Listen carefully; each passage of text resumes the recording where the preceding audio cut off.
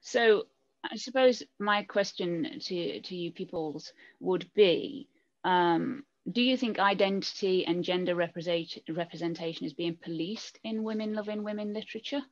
How do you feel about that, and how do you cope with that? And shall we start with you, Ray? Oh, right back to me. Yeah, I think that it is policed. I think often in sort of unofficial ways. And I think this is one area where young adult fiction is really doing much better uh, than than this sort of crowd that we normally see popping up in our at GCLS, in our awards, in our publications. And I don't think that I I like to think I know most of our publishers. I've been doing this for 20 years now. Um, I don't think that anybody sat around and decided to keep people out. Um, but but I think it happens because of a perception of the market, because of a perception of who our readership is. Um, and unfortunately, we see conversations pop up that can be, what I think, hopefully, is a very vocal minority that wants a very specific representation of the women loving women community. And we talked about it a little bit in the sense of like a Hallmark movie, that there are very specific stories that get lifted up, that sell well. I mean, this is a business. Very few of us have the money to publish a book repeatedly without sales. It's an expensive thing to do. So I think there is a perception of the market that certainly reinforces stereotypes of who's buying the books. I think that perception is often false or limiting. But yeah, as someone who writes women loving women romance, that pressure absolutely exists for at least the part of the community that I'm writing for. And Rachel, as in Rachel Gold, over in my top right-hand corner. So you write a lot of young adult fiction. So how do you balance that business against almost an integrity kind of outlook, that you want to represent more people and more expressions of gender and sexuality? How do you balance that? Okay, well, it's Sunday, so I'm going to be slightly snarky in my answer. And I say to heck with sales. I'm sorry, Bella. I think my sales do okay, but also, you know, I have a job as a professor, so I'm not one of the authors who has to make a living on my novels, and that lets me explore a lot more. And also, young adult is kind of out on the skinny branches, because so are the teens. Like, we're all out on the you know, leading edge of this, so I get to play with a lot more.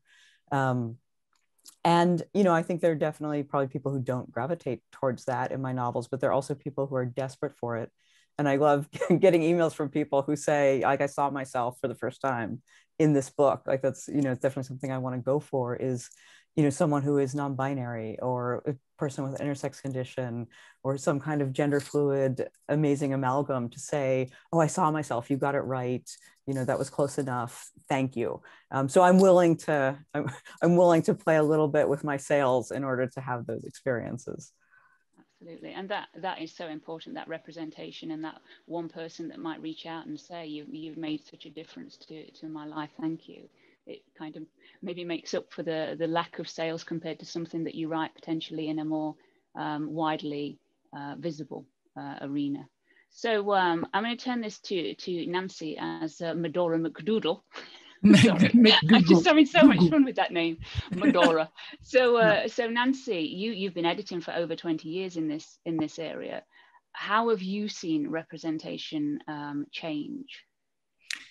I haven't seen it as much yet in the books that I've been editing. I've seen it in books that I've been reading, Rachel's young adult books, some in science fiction. That's an out for it's not coincidental that most of us here are sci-fi geeks, and because there's a lot of fluidity in what you see in Star Trek, for instance, of late.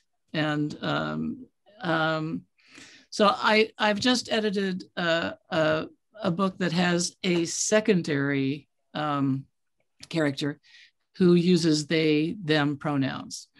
And I've seen it before in other books that I've edited, but and my first instinct as a grammarian was to say, well, that's just wrong. It's not they.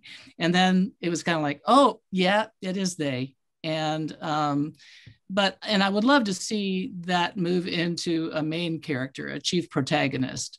The books I get are sort of all over the place. So it's not a knock against the particular group of stuff that's coming in. Other publishers may be doing more adventurous things, but I think it does come down to the market aspect of things. A friend of mine, KG McGregor, said that when she wrote a book in which one of the protagonists cheated on a partner, it was one of the biggest outcries she'd ever had, and it's like, what, that never happens in real life? Do people always love cats and dogs and only drive Subarus? And yeah, so I think I'm hoping as we're maturing in this way that there will be a swelling of interest in representing people in all these varied ways, because as Rachel Gold was saying, you have to.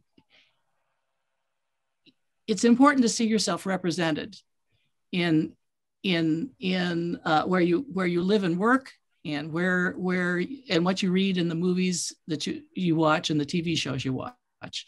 I'm from an era when the fact that a Black person was in a national television ad was a really big deal. So unfortunately, Bill Cosby, but I can't imagine what it would have been like for Black people in the 50s and 60s to not see themselves on television. So I'm gonna bring it back now to because we've got some audience questions coming in. So Natalie, down in the bottom screen, this is a good one for you, I believe. So Ona Murray, forgive my pronunciation of that, would like to hear more about the definition of lesbian in relation to being in relationships with trans folks. They're a lifelong lesbian who identifies as femme, and being involved with someone growing into a trans male identity made them question their identity. Has that happened to you? Has it happened to anybody else? So let's start with Natalie for that question, I believe. Yeah, thank you. So yeah, what does that happen, or what does that do to everyone's identities, like in those relationships? And actually, I was just talking to my partner last night about this as we were spotting the state park lesbians in the small town that we were in.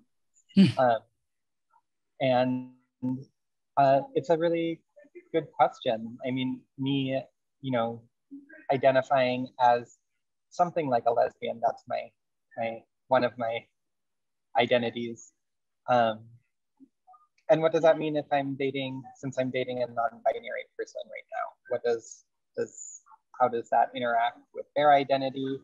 How does that interact with my identity? And yes, I mean, I went through a similar, transition with my ex-wife at the time. So we were in a heterosexual relationship, and then that changed into,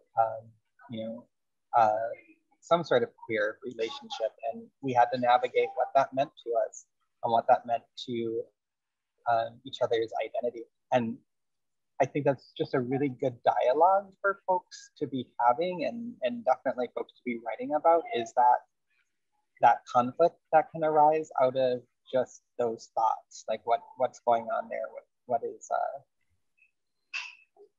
how does that impact different people's identities, and how can you hold on to that? You know, my ex-wife still sees herself as straight and always saw herself as straight. And that had a huge impact on me as this trans person, especially just coming out. Does that mean that you don't actually respect my gender? Because in my world, it's hard for someone to be straight if they're dating and married to a woman, and they identify as a woman. But then, you know, my dad dated a woman who also identified as a lesbian, and I was perfectly fine with her continuing to identify as a lesbian, even though she was dating my dad. So it sounds like there's sorry, it sounds like it's kind of a best as a natural evolution and a conversation between partners for that to happen.